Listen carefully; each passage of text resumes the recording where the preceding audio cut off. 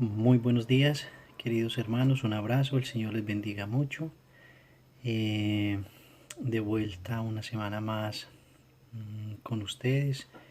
Es una bendición para mí poder compartir de nuevo la palabra del Señor y bueno, avanzar en nuestro tema que estamos trabajando.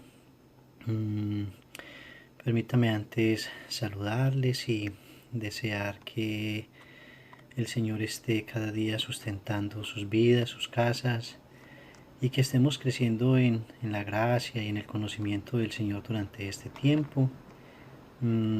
Que Dios nos dé su revelación y nos dé a través de su Espíritu la guianza para comprender los días en los que vivimos, de modo que aguardemos y esperemos en Él y que nuestro corazón esté confiado en el Señor y con toda la confianza y la seguridad de que nuestras vidas están en las manos del Señor. Así que ruego al Señor que Dios siga sustentando y llenando de paz y de gracia nuestras vidas. Gracias al Señor porque hemos disfrutado de la salud, del bien que el Señor nos ha dado pues durante toda esta semana. Estoy seguro que Dios ha provisto pan para nuestra mesa y eso nos llena de mucho gozo, es un motivo para agradecer al Señor y para adorarle. Así que en esta mañana dispongamos nuestro corazón y tengamos un tiempo de mucha reverencia en nuestra casa. No nos demos ese derecho de porque estamos en nuestra casa, entonces estamos en movimiento, yendo y viniendo, eh, dejándonos entretener por tantas cosas. Pues busquemos la quietud y creo que cada uno como autoridad en nuestras casas pongamos orden y que este tiempo sea de mucha reverencia, de mucha quietud para escuchar la palabra del Señor. Aún sus niños, sus hijos pequeños, guíelen y ayúdenlos para que también estén en la quietud escuchando la palabra del Señor. Así que les animo mucho a esto.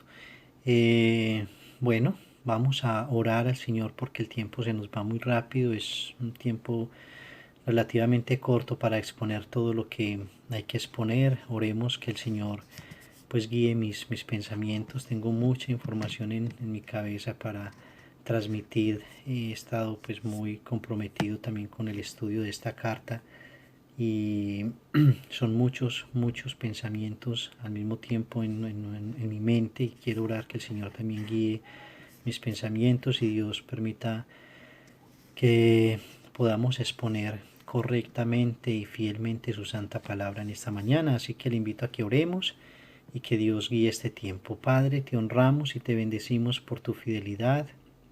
Te agradecemos, Señor, por tus misericordias y por el don de la vida.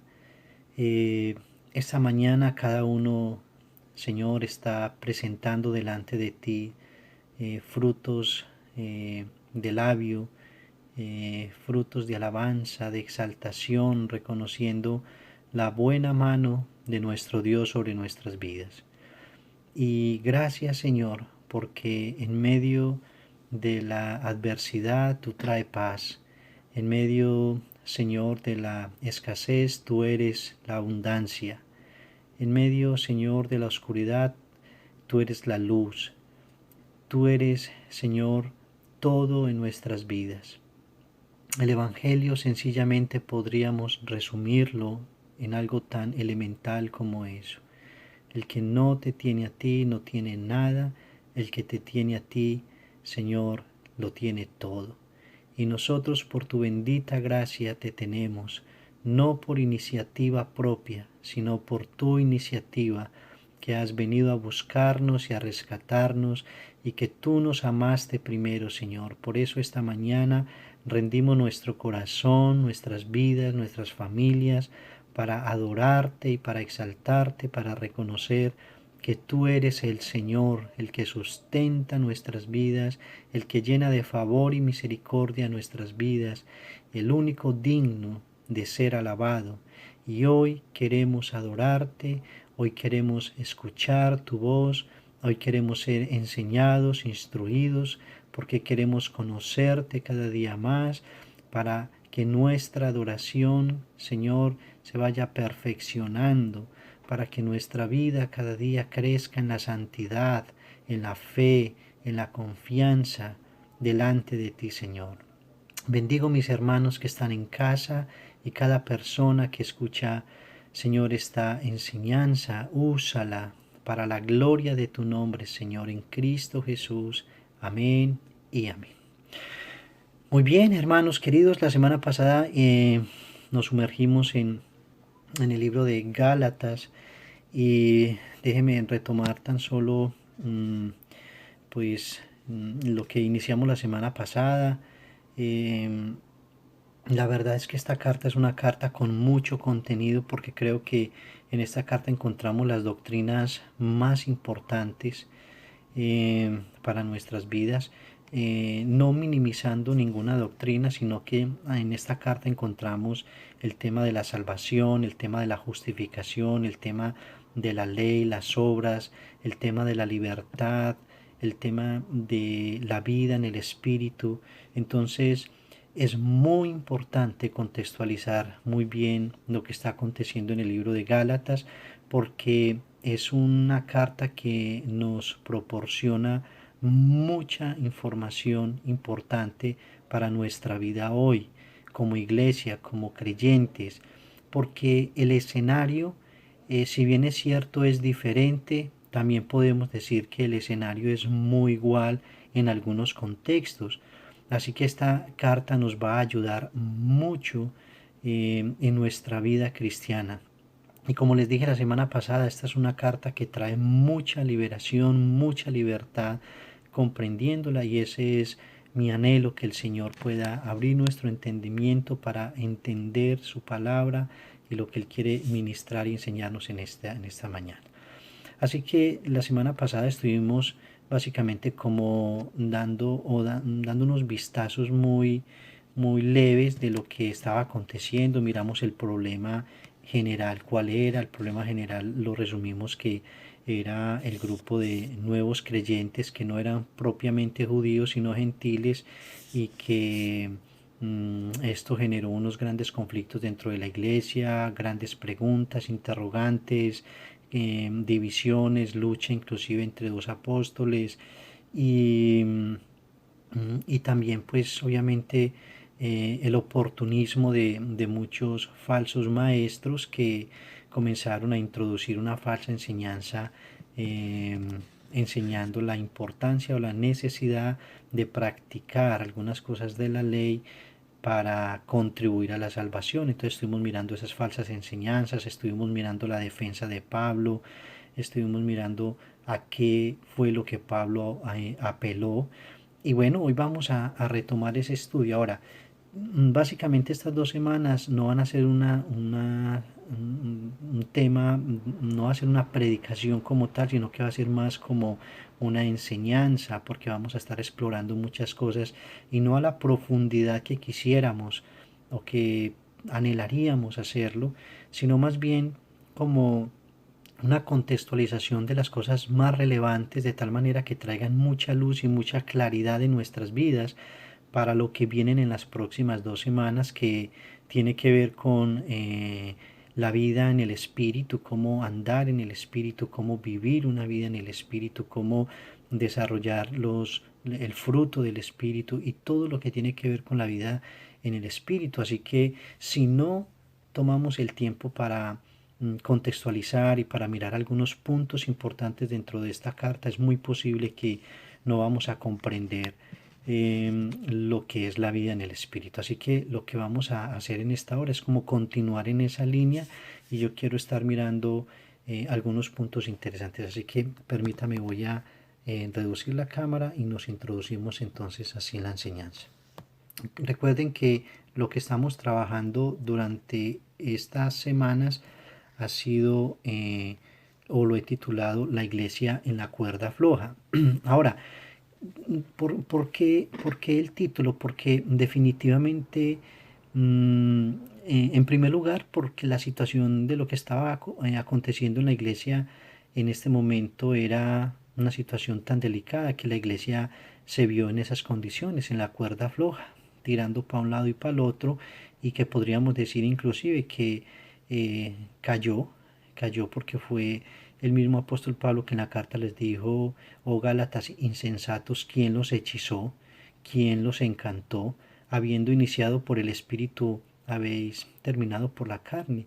Entonces, esa es una situación. Ahora, con lo que quiero decir realmente con el título es eso, o sea, situaciones como estas, muy vívidas también en nuestro tiempo, falsas enseñanzas, doctrinas de hombre, ese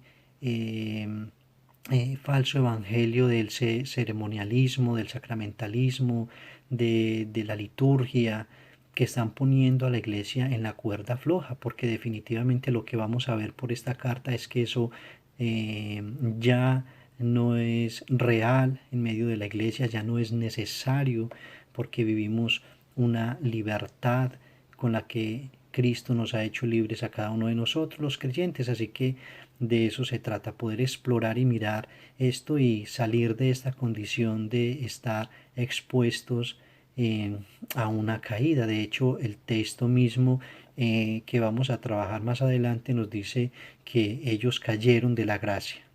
Y eso es lo que queremos, no caer de la gracia, sino afianzarnos en esa gracia que hemos recibido, andar en la vida, en la libertad con la que Cristo nos ha hecho libre, y vivir una vida en el Espíritu Santo. Así que quiero comenzar con un texto también muy significativo. En Gálatas capítulo 2, verso 14 dice: pero cuando vi que no andaban rectamente conforme a la verdad del Evangelio, dije a Pedro delante de todos: si tú, siendo judío, vives como los gentiles y no como judío, ¿por qué obligas a los gentiles a judaizar? Quiero partir de este texto para retomar como el conflicto que viene entre Pedro y Pablo. Eh, y note que inicia con un pero. Este pero fue el que impulsó al apóstol Pablo. Dice que pero cuando vi, ahí estamos describiendo, la Biblia nos está describiendo que Pablo vio algo anormal, vio algo que estaba aconteciendo que no era natural de la iglesia, y dice que cuando vi que no andaban rectamente conforme a la verdad del Evangelio, o sea que lo que Pablo había visto en este momento era una situación que estaba deformando, que estaba yendo en contra de la verdad del Evangelio puro que ellos estaban predicando, que ellos habían recibido de parte del Señor Jesucristo. Y este gran apóstol, con el celo por las cosas del Señor que lo caracterizó, dice la Biblia que inmediatamente confrontó a Pedro. Dije a Pedro delante de todos, o sea, la confrontación fue una confrontación inclusive pública. Ahora muchos podrían pensar y decir, pero muy irrespetuoso Pablo, o muy falto de sabiduría, ¿cómo exhorta al apóstol Pedro delante de todos? No, es que el momento lo ameritaba. ¿Y por qué lo ameritaba? Porque la falta de Pedro había sido pública, entonces Pablo por eso opta por públicamente confrontarlo. ¿Y cuál es la confrontación que le hace? Pablo es un hombre muy directo, como todos sabemos. Le dice: si tú, siendo judío, vives como los gentiles. Nótese la pregunta que él le hace: y no como judío, ¿por qué obligas a los gentiles a judaizarse? Básicamente es esto: si tú, que eres judío y has vivido la ley y ya no practicas la ley, o sea que ya vives como los gentiles que ni conocen ni practican la ley, entonces ¿por qué quieres obligar a esos gentiles que no practican la ley a que la practiquen? Es un juego de palabras bien interesante que vamos a estar mirando y desarrollando, pero eso tiene mucho sentido, y la confrontación del apóstol Pablo es directa. Ahora, déjeme mostrarle a través del desarrollo de la enseñanza a lo que llevó esta confrontación, a lo que llevó, y quizás muchos de ustedes se van a sorprender a lo que llevó esta confrontación de Pablo con Pedro. Lo vamos a mirar más adelante, que no me quiero adelantar a eso. Así que lo que quiero mirar en esta mañana básicamente son 3 puntos. El primero es la justificación por fe y no por las obras de la ley. Y vamos a tratar este tema en primer lugar. En el capítulo 2 de Gálatas, verso 16, nos dice de esta manera: sabiendo, por favor subraye esa palabra, que el hombre no es justificado por las obras de la ley, sino por la fe de Jesucristo. Nosotros también hemos creído en Jesucristo para ser justificados por la fe de Cristo. Y escuche por favor esto, y no por las obras de la ley, por cuanto por las obras de la ley nadie será justificado. Mis hermanos, el tema es muy claro y la confrontación y la defensa que el apóstol Pablo viene a hacer en esta carta o en este contexto a las iglesias de Galacia es precisamente esto: clarificar el asunto de que aquí las obras de la ley no tenían ninguna relevancia ni ninguna importancia, porque aquí el asunto se trataba ya era de fe y una fe sincera y genuina en el Señor Jesucristo. De hecho, estas palabras fueron las que muchos usaron contra Pablo para acusarle de que Pablo estaba predicando un evangelio de libertinaje, que Pablo estaba predicando un evangelio a la gente diciéndole ya no tienen que practicar la ley, entonces ya pueden hacer lo que quieran y los que quieran pecar pueden pecar libremente. Y no, mis hermanos, Pablo no estaba hablando ni de eso, ni Pablo nunca consideró eso, y conociendo el espíritu apostólico de Pablo, celoso de la ley, temeroso de Dios, jamás pensaría el apóstol Pablo eso. Al contrario, Pablo es un defensor de la ley y Pablo está de acuerdo con la ley. Lo que no estaba de acuerdo era con los yugos que querían poner sobre los nuevos creyentes y sobre el común de la iglesia, para que se volviera a practicar o para que se volvieran a adherir ciertas prácticas, ciertas costumbres del judaísmo como un complemento para su salvación, y Pablo no iba a permitir eso. Entonces, lo que Pablo está diciendo, en primer lugar, usa la palabra sabiendo, o sea, de saber, no era algo desconocido para ellos, y les dice que el hombre no es justificado. Al final quiero hacerles una ilustración de lo que es la justificación para que lo podamos comprender mejor. Todos nosotros, los que han estado en el Instituto Bíblico de nosotros, saben, han recibido la enseñanza de la justificación. Los que no lo pueden hacer cuando ingresan a nuestro instituto, pero todos sabemos que por definición la justificación es el sello de inocencia que recibimos de parte del Señor por la fe. Siendo culpables, hemos sido declarados inocentes y hemos recibido un sello de inocencia. Él nos declara inocentes, no porque no se haya pagado por nuestra maldad, sino porque Él asumió nuestra maldad. Entonces Pablo está diciendo, nosotros también hemos creído en Jesucristo para ser justificados por la fe en Cristo y no por las obras de la ley, y por cuanto por las obras de la ley nadie, hermanos, y esa palabra subráyela, nadie se justifica.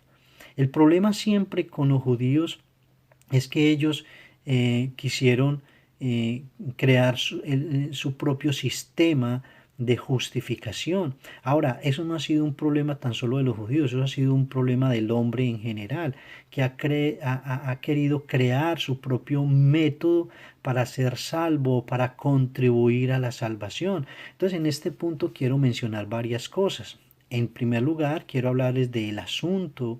El asunto acá es, ¿podían los no judíos encontrar justificación bajo la ley cuando el judío había probado ya que esto era imposible?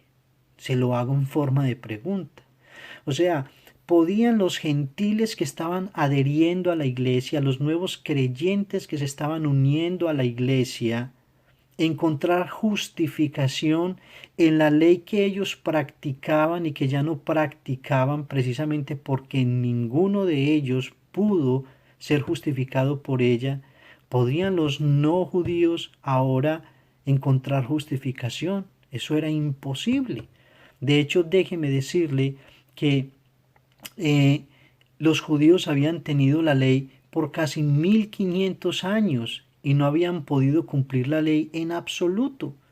Nadie en el Antiguo Testamento ni nadie ahora ha podido cumplir la ley excepto nuestro Señor Jesucristo. Entonces la pregunta era, ¿por qué obligar al no judío a que viviera bajo aquello que no había salvado ni siquiera a un israelita? ¿Por qué someter al nuevo pueblo creyente, al nuevo pueblo de la fe, que no era judío, que era gentil, que habían aceptado al Señor Jesucristo y habían creído en el Señor Jesucristo? Y de hecho una de las cosas que Pablo enfatiza en esta carta es que ellos, como señal, como testimonio de que su conversión era genuina, recibieron el Espíritu Santo de Dios y comenzaron a tener experiencias con el Espíritu Santo. Y solamente alguien que es nacido, que es regenerado, puede comenzar a tener las experiencias con el Espíritu Santo. Ellos comenzaron a experimentarlos. Los apóstoles fueron testigos de eso. Y entonces, ¿cómo obligarlos o cómo decirles de que era necesario que ellos practicaran la ley que a ellos no les sirvió por 1500 años? Entonces eso era un absurdo realmente. Y por eso es que Pablo los confronta y les dice, tan necios sois. Habiendo empezado por el Espíritu, habiendo saboreado, experimentado el Espíritu, vas a terminar por las obras de la carne, vas a terminar haciendo las cosas de la ley que no pudo salvar a ninguno de nosotros. Eso era algo tremendamente increíble. Ahora, notemos lo que él estaba diciendo aquí. Si un judío había tenido que dejar la ley atrás, si un propio judío había abandonado la ley, olvidándose ya de ella, abandonándola para poder ser justificado por la fe y no por esas obras de la ley que antes trataba de cumplir. Entonces la pregunta que Pablo presenta aquí era, ¿por qué los no judíos debían ser puestos bajo esa ley? Porque es lo que a ellos no les funcionó y que antes lo estaban dejando, abandonando, porque iban a someter a los nuevos creyentes gentiles a que ellos practicaran esto. De hecho, déjenme decirles, y aquí era donde les mencionaba ahora lo que aconteció y hasta dónde llegó este conflicto. Déjeme decirle que esta situación llegó hasta el concilio de los apóstoles. Ese fue el gran argumento que tuvo que debatir el concilio en Jerusalén, y eso está registrado en la escritura. El primer concilio de los apóstoles se tuvieron que reunir, eso lo menciona Hechos capítulo 15. Se tuvieron que reunir para hablar este tema, y cuando hablamos de un concilio, pues la palabra misma se define, la idea es conciliar. Se reunieron los apóstoles y los concilios se hacían con el fin de encontrar la verdad en la escritura a través de la guianza del Espíritu Santo frente a algún tema específico de la Biblia, algún tema doctrinal. Los primeros concilios y la gran mayoría de concilios en los primeros años siempre se dieron por el debate de la divinidad de Cristo. Ahora, este concilio en Jerusalén se dio porque habían personas que estaban queriendo someter a la ley a los nuevos creyentes que no eran judíos. Porque cuando los judíos decían ese término de no es judío, sencillamente lo estaban tratando de pecador, sencillamente lo estaban tratando de gentil, y ese fue el gran argumento. De hecho, déjeme, yo le leo algunos textos como para resaltar, y usted lo puede mirar en el libro de Hechos capítulo 15, versículos 1 y 2 y el versículo 7 y 11.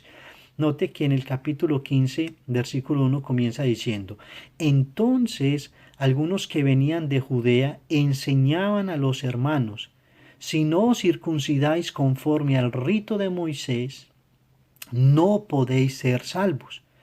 Como Pablo y Bernabé, escuche esto, tuviesen una discusión y contienda no pequeña con ellos, o sea, el tema se estaba agudizando.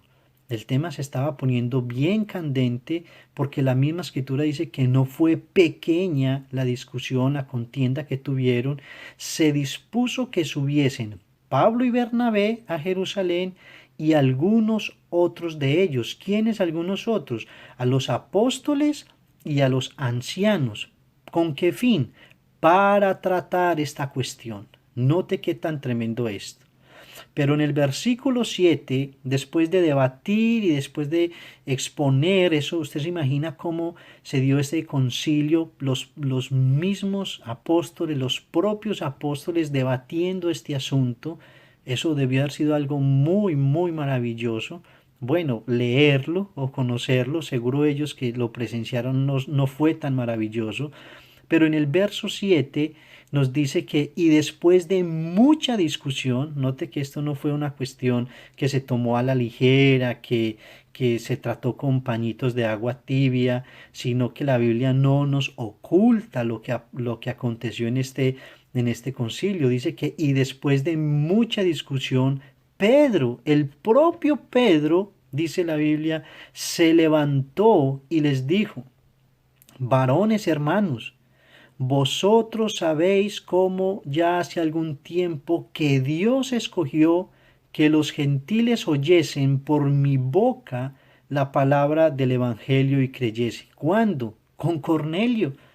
Cuando el Señor Jesucristo mismo en visión le muestra un lienzo a Pedro y le dice: Pedro, no llames impuro a lo que yo he creado, mata y come.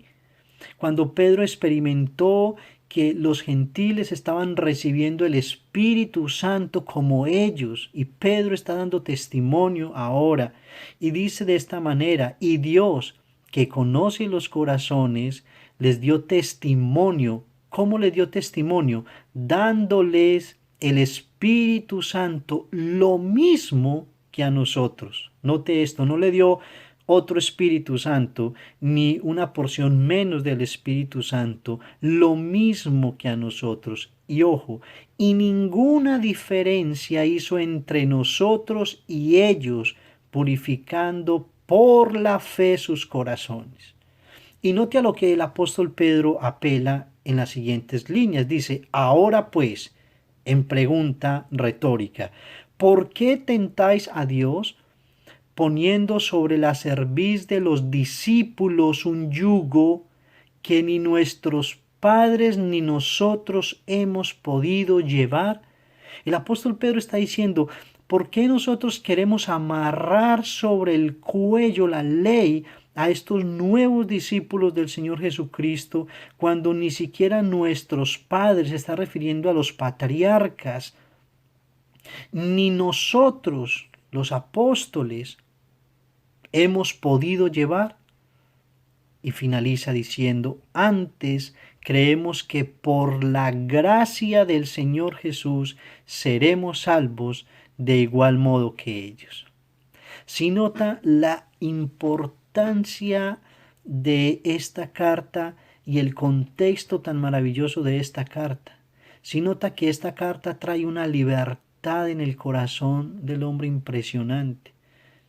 Esta carta lo que nos está diciendo es que no hay necesidad, no hay por qué practicar, no hay necesidad de amarrarnos nuevamente en nuestro cuello la ley.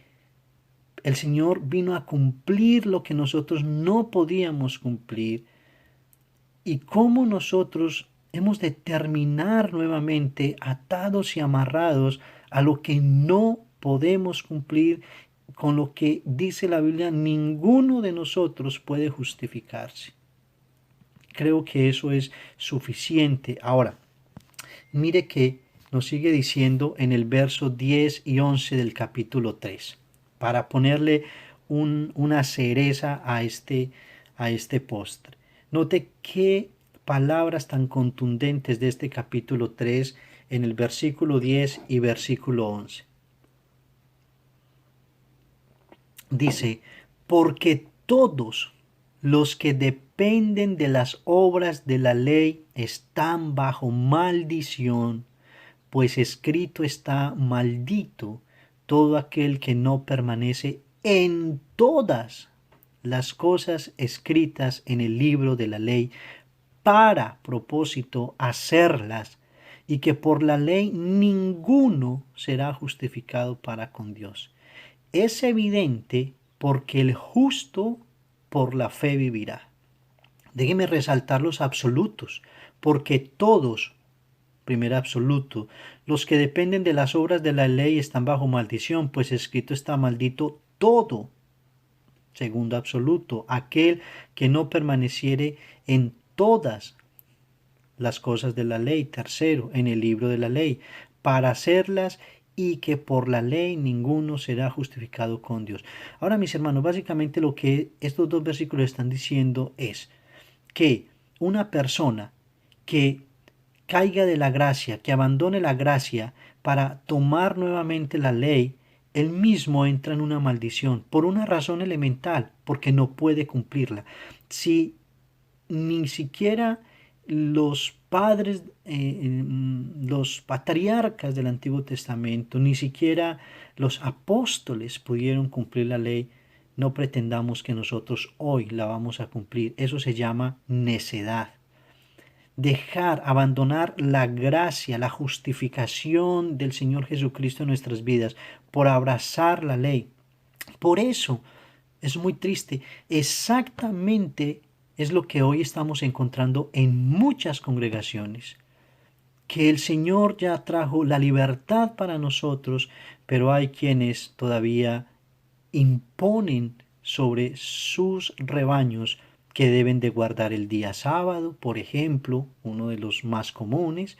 Otros tienen que practicar ciertas ceremonias judías, otros traen e implementan en su liturgia algunas cosas judías porque es importante, porque es necesario. Algunos implementan fiestas judías y cosas como esta que ya no sirven de nada, no tienen ningún valor. Y yo le voy a decir por qué no tienen ningún valor. Entonces, eso en primer lugar. En segundo lugar, quiero resaltar el conflicto entre la fe y la ley. El conflicto entre la ley en esta carta. No que la fe esté en conflicto con la ley, solamente como resaltar el conflicto que se estaba generando en este contexto, la fe con la ley, que básicamente también son las obras. Entonces, capítulo 3, verso 19 y 22 nos dice de esta manera. Entonces, ¿para qué sirve la ley? Buena pregunta, ¿cierto? Nos dice la Biblia. Fue añadida a causa de las transgresiones hasta que viniese la simiente a quien fue hecha la promesa.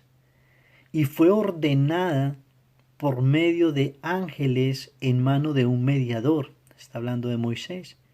Y el mediador no lo es de uno solo, pero Dios es uno. Note eso tan interesante. Y dice, luego la ley es contraria a las promesas de Dios. Pablo dice, en ninguna manera, porque si la ley dada pudiera vivificar, la justicia fuera verdaderamente por la ley. O sea, si hubiera la posibilidad de que en la ley pudiéramos encontrar vida, entonces podríamos buscar la justificación por la ley. Pero usted y yo sabemos que no era posible. De hecho, cuando miramos la ley todo apuntaba a la muerte, a la muerte. El que haga esto, muerte. Si practicas, muerte. ¿Cierto? Y por eso es lo que encontramos en este contexto. Entonces, la ley no era para justificar, para vivificar. Y sigue diciendo, mas la escritura lo encerró todo bajo pecado, para que la promesa que es por la fe en Jesucristo fuese dada a los creyentes. Ahora, déjeme, ya le voy a explicar esto, leerle los versículos siguientes que nos van a ayudar a comprender. Pero antes que viniese la fe, estábamos confinados bajo la ley. O sea, antes que viniese el Señor Jesucristo y pudiera impartir en nosotros la fe, entonces estábamos confinados, estábamos atrapados en esa ley, era lo único que había y entonces tenía la gente en el antiguo pacto que esforzarse por tratar de cumplir esa ley, pero nunca la podían cumplir, encerrados para aquella fe que iba a ser revelada. De manera que la ley ha sido nuestro ayo para llevarnos a Cristo, a fin de que fuésemos justificados por la fe. Pero venida la fe, ya no estamos bajo ese ayo, pues todos sois hijos de Dios por la fe en Cristo Jesús. Y estos versículos son muy interesantes, porque básicamente lo que nos está diciendo es, antes había una ley, y esa ley era sencillamente la ley recibida de Moisés, y todos comprobaron de que definitivamente no podían cumplir la ley. Ahora, déjenme recordarles algo importante, que el pueblo judío tenía básicamente en su sistema de leyes, tenía tres tipos de leyes: la ley moral de Dios, la ley ceremonial y tenían también la ley judicial. Correcto. Si nosotros no entendemos eso, vamos a mezclarlo todo. Por eso es que la gente a veces termina haciendo cosas del Antiguo Testamento diciendo, mire que la Biblia dice. La Biblia me dice a mí que hay que hacer eso. Ok, muy bien, hay que entender para quién fue dicho, por qué fue dicho, en qué tiempo fue dicho y a quiénes, y si es todavía vigente o no vigente. En este caso nosotros tenemos que decir que todo lo que era la ley ceremonial, se lo voy a explicar acá en este punto, que todo esto ya no es válido. En primer lugar, porque la ley ética de Dios o la ley moral de Dios ahora había ido adentro de nuestro corazón. La diferencia hoy es que no vivimos como cristianos bajo la esclavitud de un sistema externo que era la ley, con resultados aterradores entre otras cosas, sino que vivimos bajo el refreno interno del Espíritu Santo morando en nosotros. Ya no vivimos una vida con una lista enorme de cosas que tenemos que cumplir, sino que ahorita esa ley ha brincado a nuestro corazón, ahora está en nuestro corazón, y el Espíritu Santo mismo refrena nuestro corazón para cumplir esa ley, para obedecer a esa ley.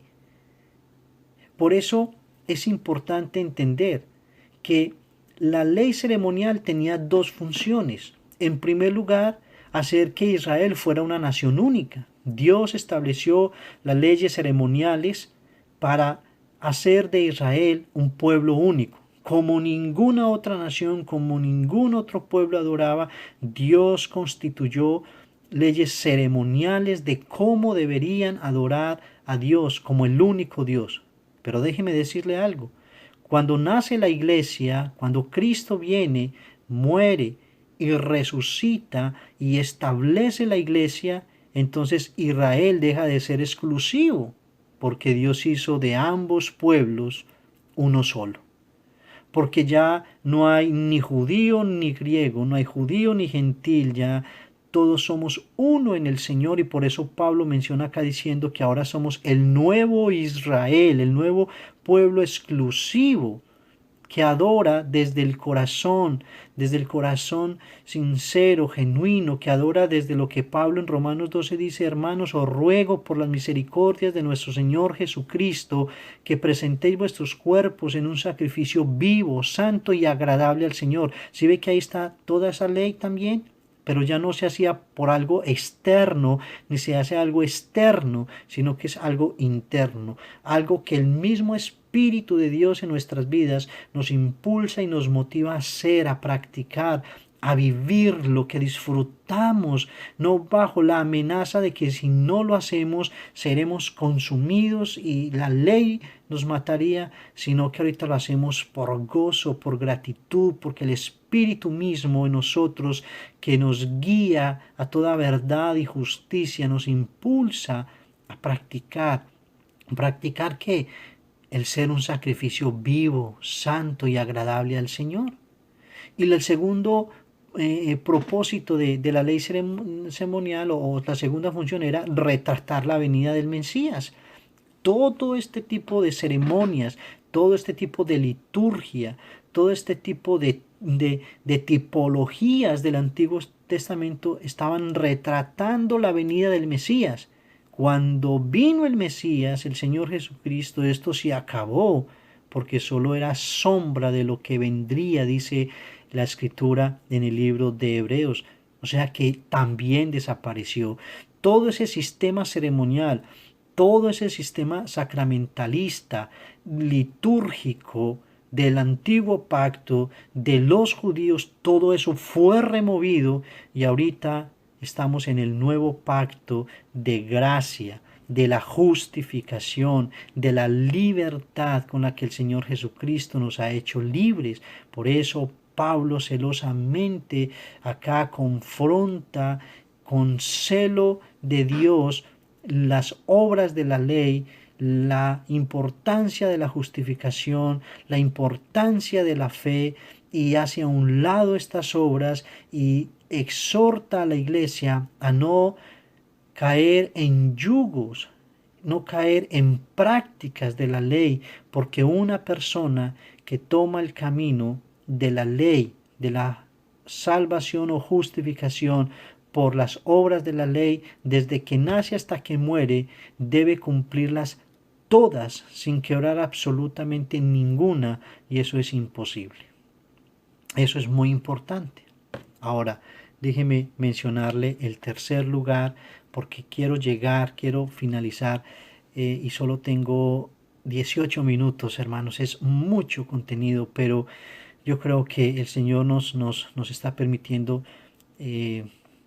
conocer todo este contexto para lo que viene las próximas semanas. En tercer lugar, quiero hablar de la libertad y la esclavitud. La libertad y la esclavitud. En el capítulo 4, versículo 8 al 10 dice: ciertamente en otro tiempo, no conociendo a Dios, servíais a los que por naturaleza no son dioses. Mas ahora, ese es un presente continuo. En un año lo puedes leer y va a decir más ahora. O sea, es una frase que permanece en un presente continuo. Puedes leerlo mañana y va a ser el mismo más ahora. Cuando lo leas mañana no va a decir más ayer, sino que va a decir siempre lo mismo. Eso es un presente continuo. Dice más ahora, conociendo a Dios, o más bien siendo conocidos por Dios. Note que toda esta carta se desarrolla bajo preguntas retóricas. Dice: ¿cómo es que os volvéis de nuevo a los débiles y pobres rudimentos a los cuales os queréis volver a esclavizar? Hermanos, es que Pablo es tan contundente y a la vez tan claro en su exposición, que Pablo está con una lucidez, con una claridad, exponiendo y sacando a la luz todo lo que tiene que ver con la doctrina de la salvación, de la justificación, de la libertad y de la vida en el Espíritu Santo. Pablo les dice de una manera retórica: ¿cómo os volvéis de nuevo a los débiles?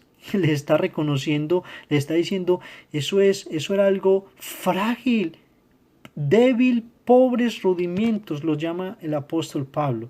Débiles y pobres rudimentos. O sea, habla de los débiles y pobres enseñanzas a los cuales os queréis volver a esclavizar. Les está hablando de esa ley, les está recordando esa ley. Y note cómo finaliza: guardáis los días, los meses, los tiempos y los años. A esos débiles y pobres rudimentos se estaba refiriendo el apóstol Pablo. Los estaba exhortando claramente, diciéndole: ustedes se preocupan por seguir en la práctica de esa ley, guardando los días, los meses, los tiempos y los años. Qué triste, mis hermanos, congregaciones enteras que todavía están atrapadas, se han atado la ley en sus cuellos y están bajo ese manto de maldición por elegir el camino de la ley y caer de la gracia de la cual el Señor nos ha tomado y con la cual el Señor nos ha rescatado. Pablo les dice: ustedes bien más interesados en esto. Hay iglesias que bien más interesadas en guardar un día. El día sábado es un tema que hasta el día de hoy está en un debate dentro de las iglesias. Hermanos, no. Con el favor de Dios me comprometo con ustedes de explicarles y mostrarles a través de la Escritura, con la luz de la Escritura, por qué hoy no practicamos o guardamos el día de reposo y por qué no es necesario, porque la Biblia nos invita a que ya no hay que hacerlo. Y el asunto todo se da en que por qué entonces el día de reposo aparece en los 10 mandamientos, y la ley ceremonial y la ley sacramental y la liturgia, todo eso fue quitado, pero la ley moral de Dios permanece hasta el día de hoy. Entonces, ¿por qué? Si ahí está, ¿por qué no lo cumplimos? Eso tiene su sencilla explicación, tampoco es difícil de comprenderlo si lo miramos a la luz de la Escritura. Luego se los voy a compartir y a explicar, que nos quede muy claro eso. Pero es eso, subyugando al pueblo, otros con la manera de vestir, otros con porque tienen que ser con mantos en la cabeza, otros porque tienen que adoptar otro tipo de situaciones de la ley, basados en una ley que ya no tiene ninguna validez, que ya no tiene ningún fundamento en nuestra fe cristiana, que hay cosas que ahora definitivamente son espirituales. Tan básico entender de que antes se circuncidaban físicamente la carne, pero que luego en el nuevo pacto la Biblia nos dice que debemos circuncidar nuestro corazón. ¿Sí ve lo diferente? ¿Cómo todo ha cambiado? Pues a eso es lo que la Escritura nos está llamando. Mire Gálatas 5, 1 al 4, como nos dice: estad pues firmes. Hermanos, esa palabra firmes es inamovibles. Que su libertad no sea algo que usted ponga en riesgo. Estad pues firmes, y hace referencia a algo que está bien incrustado sobre la tierra, aquellas grandes columnas que antes de ser vaciadas primero tienen un fundamento bien profundo sobre la tierra y luego son alzadas y ahí están firmes, inamovibles. Así dice la Biblia, que debemos estar pues firmes en la libertad con que Cristo nos hizo libres. Y ojo, y no estéis otra vez sujetos al yugo de esclavitud. He aquí yo, Pablo, os digo que si os circuncidáis, de nada os aprovechará Cristo. Y otra vez testifico a todo hombre que se circuncida, que está obligado a guardar toda la ley. En otras palabras, Pablo está diciendo: si usted opta por el camino de la ley, si usted practica una de esas muchas leyes antiguas del nuevo pacto, usted está obligado a cumplirlas todas. Y note cómo finaliza: de Cristo os desligasteis, de Cristo os desprendisteis, los que por la ley os justificáis, de la gracia habéis caído. En otras palabras, Pablo está diciendo: si usted elige ese camino de la ley, si usted presta atención a que tienes que cumplir esto, a que tienes que hacer aquello, a que la Biblia dice que yo tengo que guardar esto, que no puedo comer esto, que no me puedo vestir así, y cosas como esa, la Biblia dice que usted se desligó de Cristo. O sea, ya no tienes que ver nada con Cristo. Tomaste otro camino, el camino de la autojustificación, el camino del hombre que quiere justificarse por sus propios méritos, por sus propias obras. Es un lenguaje para Dios diciéndole, Señor, no tenías que morir por mí. Yo soy capaz de hacer y de cumplir todas las cosas para mi propia justicia. Pablo dice, de la gracia habéis caído. Por esto opté por llamar la iglesia en la cuerda floja. Note qué tan delicado es. Y muchos caminan en esa cuerda floja, como que entre el sí y el no, medio practicando y no practicando, como entre la libertad y la esclavitud, entre la justificación y la ley, entre la ley y la fe, entre la fe y las obras, y pasan su vida entre lo uno y lo otro. A libertad nos llamó el Señor, mis hermanos, y pagó un precio muy grande por nuestra libertad. Ahora, quiero finalizar mencionando algunas cosas muy importantes, y creo que en esta carta no podríamos pasar por alto estos dos versículos de Gálatas capítulo 2, verso 20 y verso 21.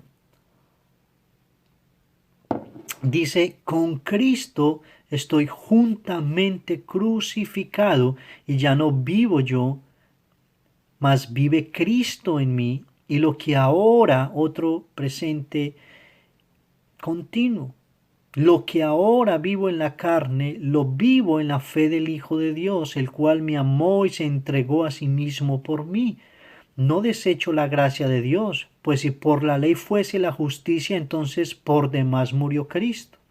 Ahora, este versículo ha sido muy maltratado también y muy mal interpretado, porque estos son de los versículos que normalmente la iglesia está arrancando de la escritura para usarlo solo, pero este versículo no podríamos hacer eso. Ahora, aquí hay unas paradojas bien interesantes. La Biblia en primer lugar dice que con Cristo estoy juntamente crucificado. O sea que en primer lugar déjenme decirle que por la escritura, por la obra de Cristo, nosotros también hace más de 2000 años fuimos crucificados. Cuando Cristo fue crucificado, nosotros, aún sin nacer, ya estábamos siendo crucificados ahí. Los que hoy hemos creído en el Señor Jesucristo. Y es lo que Romanos capítulo 6 nos enseña. Algunos teólogos han definido el capítulo 6 de Romanos como el comentario de Gálatas capítulo 2 verso 20. Y es verdad, porque nos enseña de que ya no estamos vivos para nosotros, que estamos muertos al pecado y vivos para Dios. Y note eso. Ahora, cuando miramos esto al detalle, la Biblia nos está diciendo en este versículo de que nosotros estamos muertos, pero que estamos vivos. Entonces la pregunta es, ¿estamos muertos o estamos vivos? Porque pareciera una contradicción. Pues la realidad es que ambas, estamos muertos al pecado, pero estamos vivos para Dios. Cuando un individuo, hermanos, que es muy importante entender esto, muere, pues ya no debe nada. Todas sus deudas inmediatamente están ya canceladas, no tiene deudas. ¿O usted ha visto que algún banco mande una cuenta de cobro a alguna de las tumbas que están en el cementerio? Sería un absurdo, ¿cierto? Bueno, en nuestro país no es raro que, que hagan eso, pero nunca hemos visto que un banco o alguien al cual con el cual se tiene una deuda, muere la persona y va a la tumba del muerto y le dice, yo no sé usted cómo va a hacer, pero me tiene que pagar. Yo nunca he visto eso, nunca hemos visto eso, porque cuando una persona muere, mueren sus deudas. Pues déjeme decirle que eso es exactamente lo que la Escritura nos está diciendo acá, que como estamos con Cristo juntamente crucificados, o sea, estamos muertos a nuestro viejo hombre, pues entonces toda esa deuda de nuestros pecados, ahí murió. Ahí murió. O sea, eso es muy importante entenderlo. Pero que ahorita estoy vivo, ¿y vivo para qué? Para Dios. Lo que ahora vivo en la carne, lo vivo en la fe del Hijo de Dios, el cual me amó y se entregó a sí mismo por mí. Y Pablo sella esto diciendo, no desecho la gracia de Dios, pues si por la ley fuese la justicia, entonces por demás murió Cristo. Si la justicia, si yo pudiera justificarme, jamás el Padre hubiera mandado a su Hijo a morir por nosotros. Y cuando nosotros optamos el camino de la autojustificación o el camino de la ley, de las obras, estamos menospreciando el sacrificio que Cristo vino a hacer por nosotros.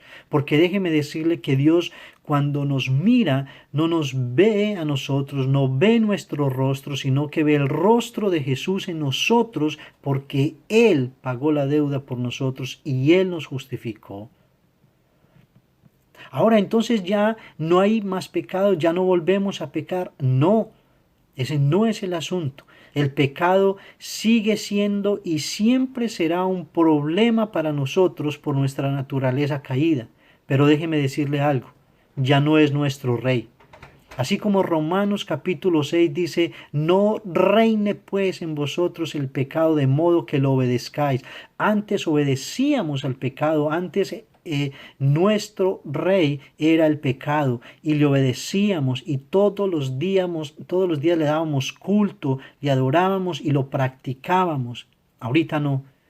Ya Cristo es nuestro rey y ahorita Él reina en nuestras vidas. Y aunque el pecado es un problema todavía para nosotros, entonces nosotros hoy, por la nueva vida, por la justificación, por la gracia que hemos recibido del Señor, hoy corremos, el Espíritu Santo nos hace correr al arrepentimiento y hallar el oportuno socorro y la misericordia del Señor con la cual somos perdonados y con la cual fuimos perdonados.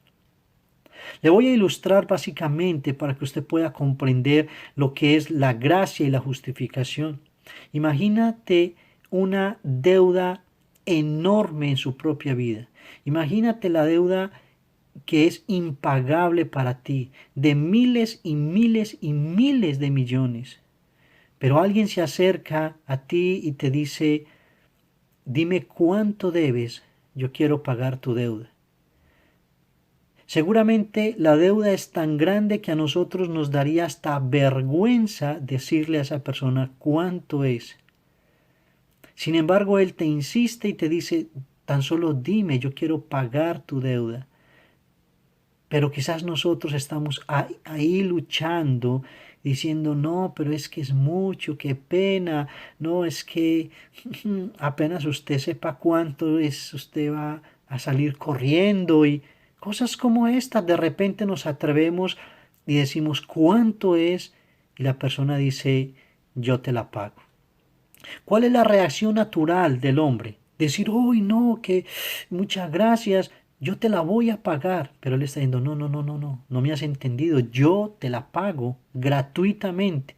Sin embargo, nosotros seguramente estaríamos ahí insistiendo, diciendo, no, no, déjame, yo me voy a esforzar y voy a comenzar a ahorrar y voy a comenzar a mirar cómo hago para comenzar a abonarte, a pagarte. Pero él nuevamente dice, no, no, no has entendido aún.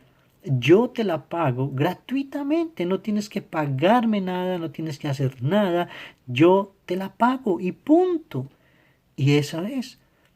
El asunto es que nosotros no podemos comprender y nos cuesta entender que Cristo pagó la deuda por nosotros, pero sin embargo nosotros queremos abonarle, queremos ayudarle, queremos decirle, no, no, no, qué pena, yo quiero hacer algo por mí mismo y déjame decirte, no puedes.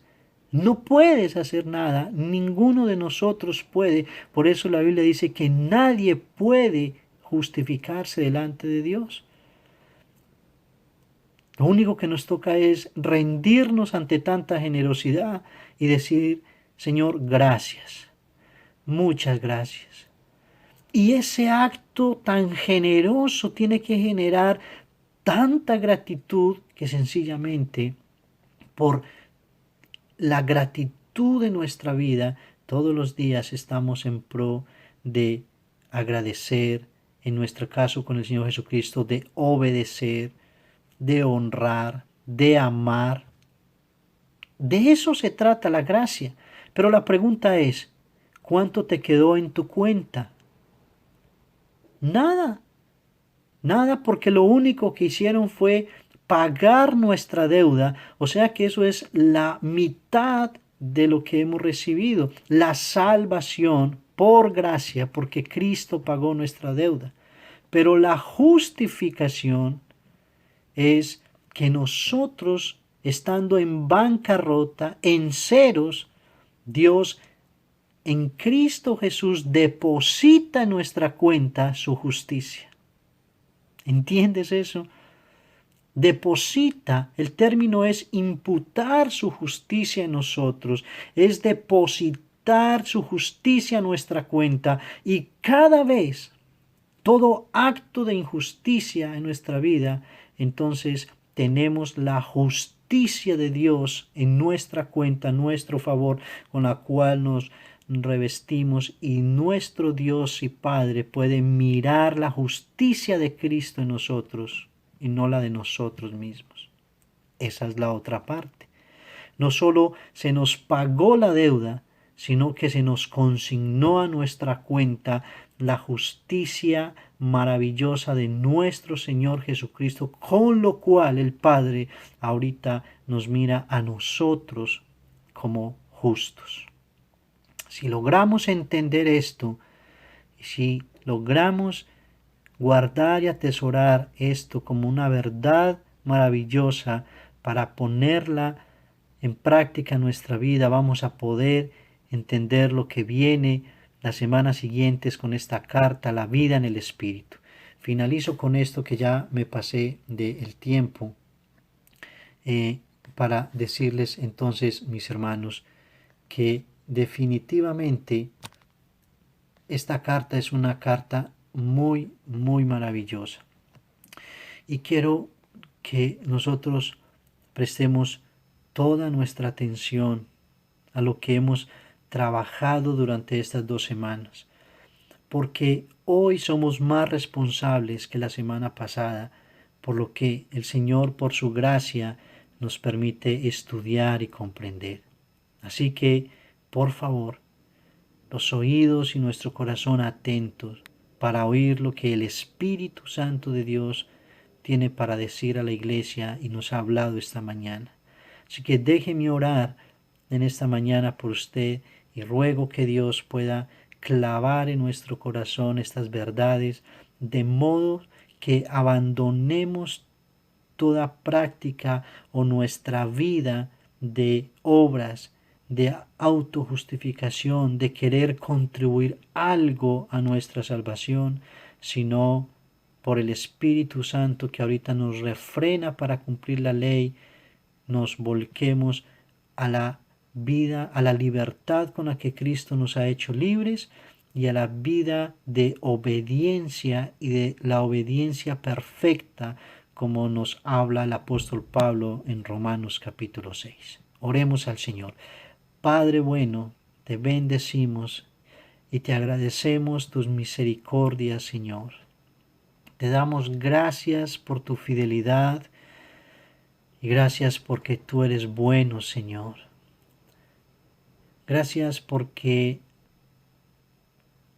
estando nosotros impedidos para cumplir la ley y ser justificados por la ley, nos diste a tu Hijo Jesucristo para que la cumpliese por nosotros, para que pagara todo el precio de nuestra maldad y nos hiciera libres. Y como si fuera poco, en nuestra bancarrota, en nuestra condición de bancarrota, consignaste a nuestra cuenta la justicia de tu Hijo Jesucristo, con la cual hoy nos ves como justos, no por lo que hacemos, sino por lo que Él hizo.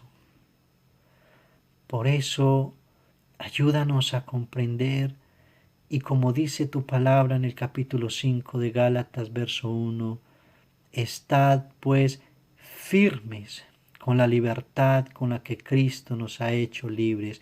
Vivir esta libertad no es libertinaje. Todo hombre y toda mujer que, Señor, por tu gracia maravillosa y por la revelación de tu Santo Espíritu en la palabra, logra entender lo maravilloso de la libertad, jamás volcará su corazón para pecar intencionalmente contra ti y jamás verá el Evangelio como una licencia para pecar porque ya has sido justificado. Ese no es un regenerado.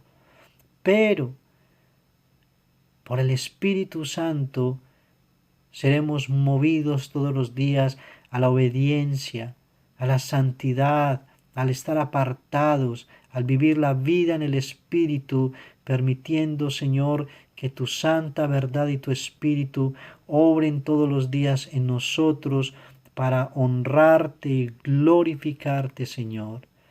Y en esta mañana te damos honor, gloria y alabanza a nuestro Salvador, a quien nos justificó, al que nos ha hecho libres y nos ha dado su Santo Espíritu para vivir una vida en el Espíritu.